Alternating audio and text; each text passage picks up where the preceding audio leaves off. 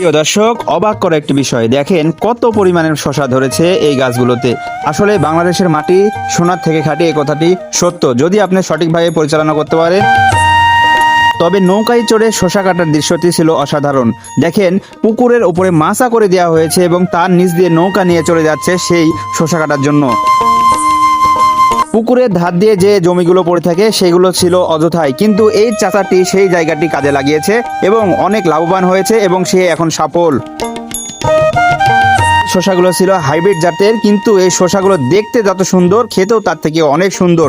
কিন্তু এই শসা দৃশ্যটি দেখে কার না নজর কাড়বে, কার না ভালো লাগবে, মন ভরে যাওয়ার মতো একটি দৃশ্য। মাছও চাষ করছে এবং পাশাপাশি শসাও চাষ করছে, দেখে অনেক শান্তি লাগলো।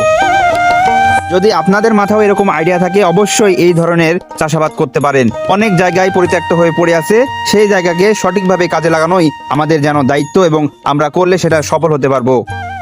এটা খুবই অসাধারণ দৃশ্য। তবে বর্ষার সিজনেই এই বিষয়টি বেশি বোঝা যায়।